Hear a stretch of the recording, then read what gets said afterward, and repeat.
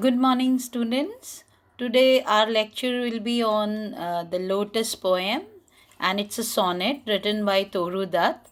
Toru Dutt is an Indo Anglian poet, and she was born in the year 1856, and she died at a very young age, at the age of 21, in the year 1877.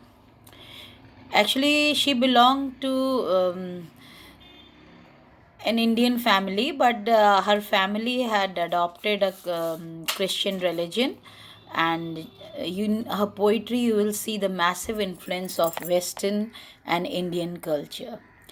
So the poem, as it is titled, "The Lotus."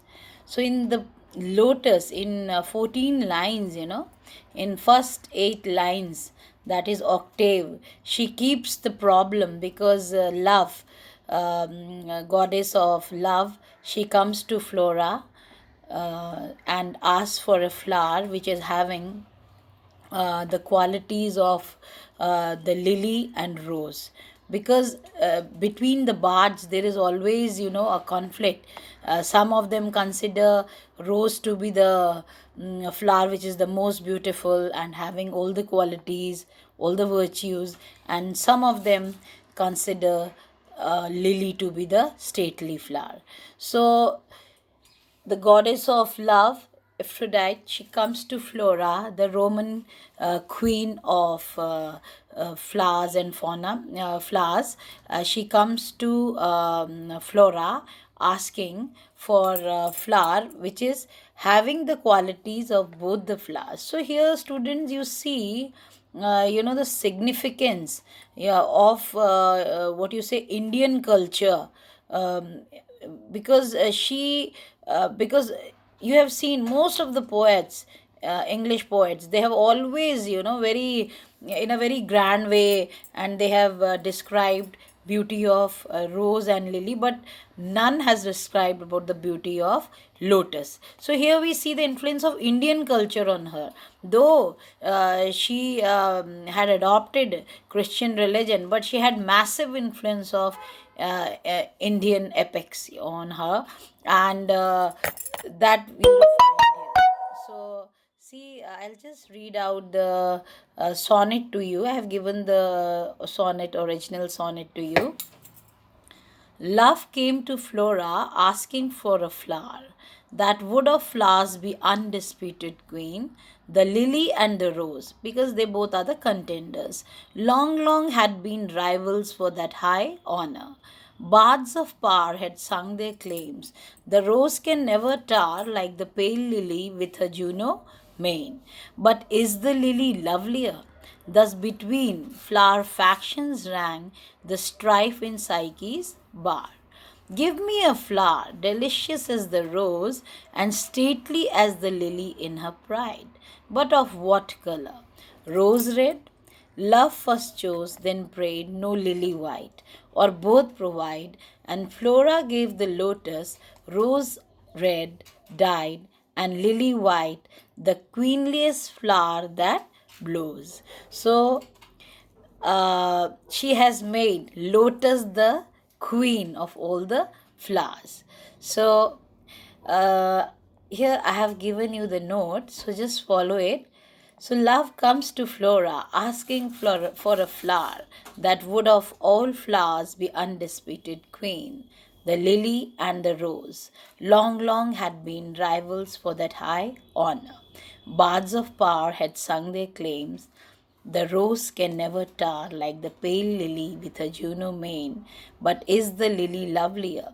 Thus between flower factions rang the strife in Psyche's bar. So love is the name of the beautiful princess who was courted by Cupid, the god of love in Roman mythology. So now you see there are so many literary allusions. Okay, so on one occasion, Love approached Flora, the Roman goddess of flowers and spring, and asked for a flower that would. So, who is the Roman goddess of flower? That is Flora. So, we so she's asked for a flower that would have the magnetic seductiveness of the rose and the majesty and the grace and freshness of the lily. So, for a long time, the rose and the lily had wide competed for the high throne of Queen of Flowers. The competition had become quite keen due to the patronizing of the two rival flowers by eminent poets. So the poets who adored Rose criticized Lily, saying it looked pale and stood looking like the goddess Juno. Those who admired Lily heaped praise on it profusely. Thus, the flower loving poet community was split into two factions, the Rose camp and the Lily camp. They engaged in their argument sitting under the cool shade of the Psyche tree. But here, see the influence of the Indian culture on Toru Dutt. She was Toru Datta. So she makes lotus, the queen of the flowers. Give me a flower, delicious as the rose and stately as the lily in her pride. But of what color? Rose red? Love first chose, then prayed, no lily white? Or both provide, and Flora gave the lotus rose red dyed and lily white, the queenliest flower that blows. So now Flora quickly conceived the lotus that had the attributes of both the red rose in color and the majesty and towering stance of the lily. Love was greatly delighted as the lotus was both red and stately in appearance.